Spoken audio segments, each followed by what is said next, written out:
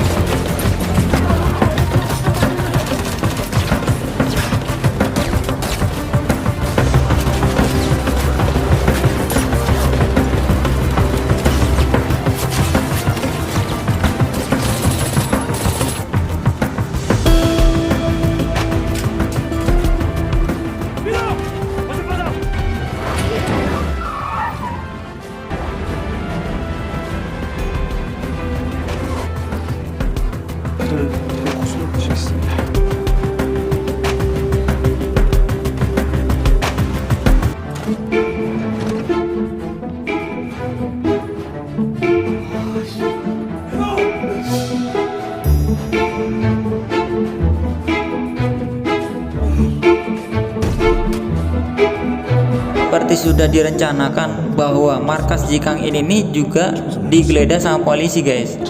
Demi keamanan data-data, Ji Kang In ini menyuruh anggotanya agar segera meledakkan markas mereka.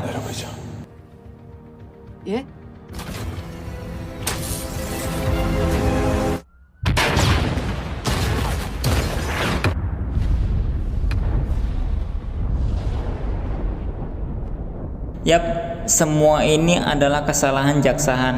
Jika saja Sandra tidak kabur, mungkin tidak terjadi seperti ini guys. Jaksa Han yang membuat kesal para anggota malah menuduh ketua Ji Kang In memperebutkan uang 4 triliun yang diolah oleh Moon.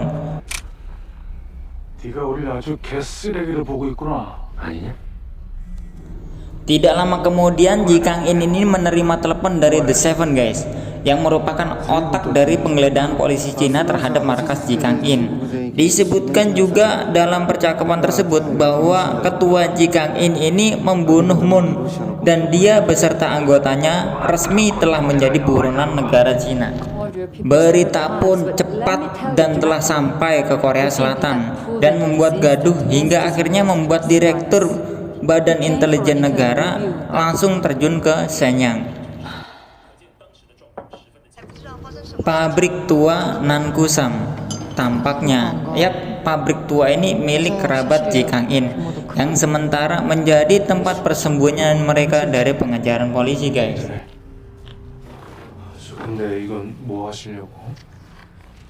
Di tempat itu pula mereka menyusun strategi guys untuk merebut kembali Sandra yang telah dicuri oleh The Seven. Informasi pun didapat bahwasanya Sandra kini berada di gedung konsulat Jepang. Trik mereka untuk masuk ke lokasi kali ini berbeda guys. Mereka menggunakan hama tikus untuk mengalihkan perhatian mereka, yang akhirnya tim Ji Kang ini dapat dengan mudah masuk ke lokasi melalui lorong-lorong bawah tanah guys, yang dahulu kala dibangun oleh Jepang saat Perang Dunia guys.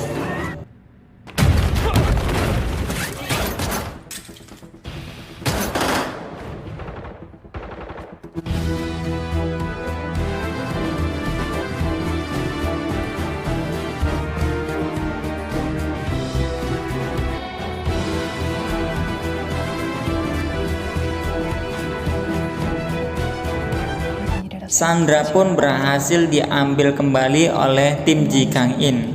Jaksa Han yang kembali berhasil kabur bersamanya akhirnya diberitahu bahwa data-data yang dibawa oleh Putri Moon ini adalah data daftar nama mata-mata Jepang yang berjumlah 107 orang lengkap guys, dengan misi dan laporan mereka, bahkan termasuk laporan pendanaan pun dan keuangannya juga ada.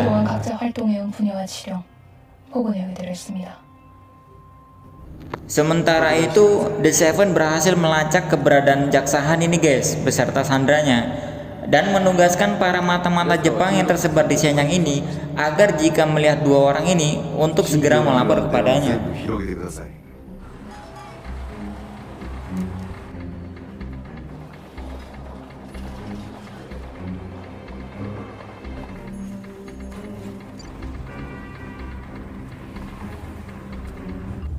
Jaksa Han yang membawa Sandra akhirnya bersembunyi di tempat yang terlihat seperti penginapan kumuh guys. Di sana sang Sandra akhirnya membuka informasi keberadaan di mana data-data tersebut guys. Disebutkan bahwa data-data ini sekarang berada di database Universitas Santiago di Chili guys, yang hanya bisa diakses oleh dia sendiri. Setelah mendapat Sandra, Jaksa Han ini akhirnya melapor pada ketua Ji Kang In guys lewat telepon umum bahwa Sandra sekarang bersamanya. Ji Kang In yang sedang serius menerima telepon dari Jaksa Han tiba-tiba ditembak dari belakang oleh anggotanya sendiri yang berkhianat dan berpihak kepada Jepang guys. Dan di saat yang bersamaan pula mata-mata The Seven menemukan keberadaan Jaksa Han dan Sandra tersebut.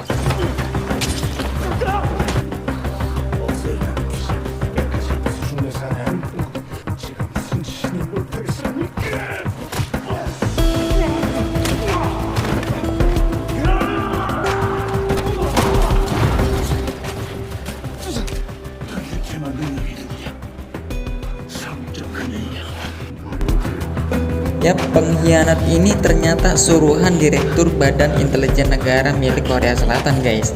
Dan Direktur BIN ini adalah salah satu mata-mata Jepang milik The Seven.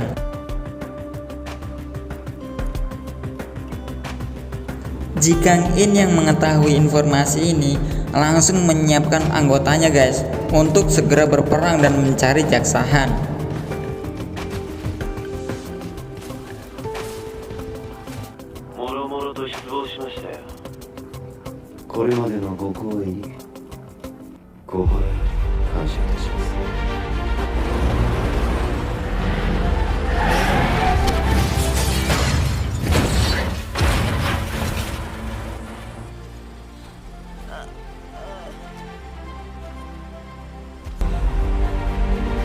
Jaksa Han yang tertangkap oleh The Seven akhirnya meminta Ji Kang In untuk bertamu empat mata guys. Dan akhirnya Jaksa Han ini menembak Ji Kang In di depan umum guys.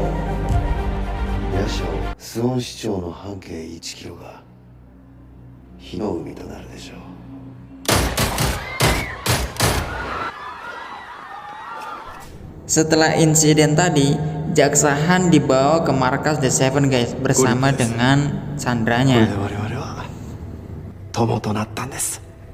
Yap, Sandra pun didapat. The Seven segera mengeksekusi data-data tersebut nih guys. The Seven memerintah Sandra tersebut untuk segera menghapus data-data yang dia miliki. Lalu keanehan terjadi nih guys. Markas The Seven ini diserang oleh sekelompok orang bersenjata. Yap, kelompok ini ternyata kelompok Ji Kang In dan anggotanya guys.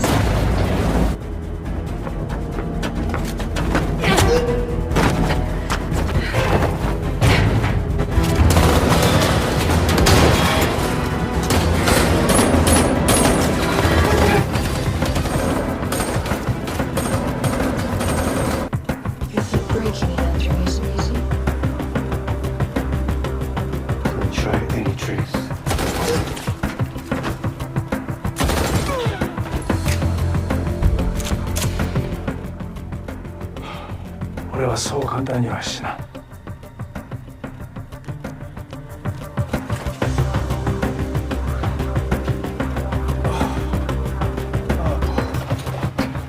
혹시 뚫린 거 아니에요? やり方に比べたら可愛いもんだろう。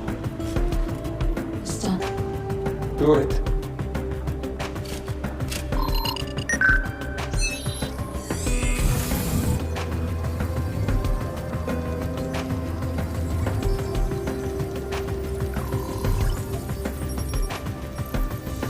부러지들 봐라, 바글바글하다.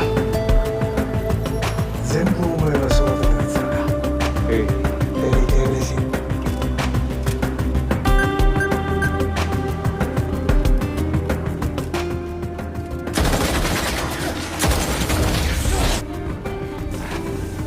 니들이 이제 꺼져. 일단 여기서 나가자.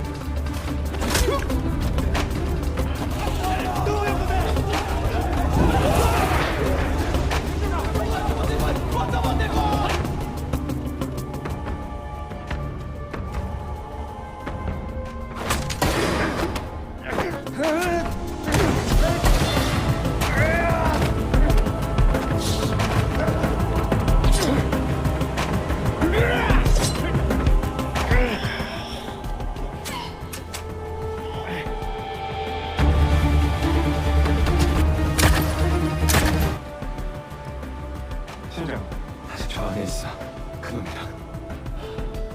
아래 각수ためにそんなに躍起になってた。 내 말 들어!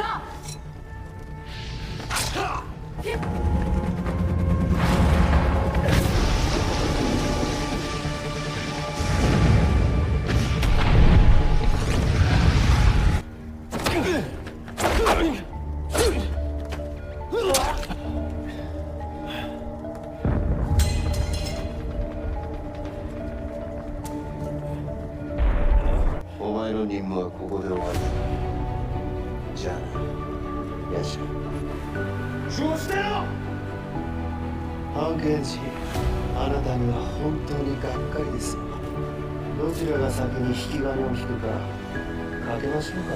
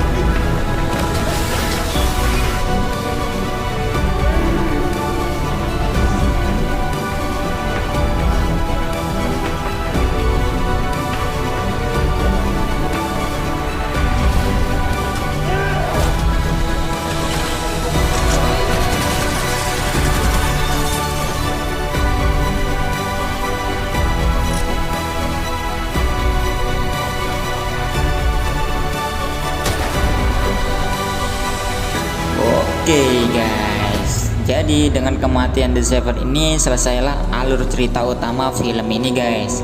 Daftar semua mata-mata Jepang yang tersebar di seluruh negara telah dikirim ke semua badan intelijen negara guys. Dan akhirnya si jaksa ini dapat kembali lagi ke posisi awalnya guys. Dan dia berhasil menangkap pemilik perusahaan yang sejak awal memang dia ingin tangkap.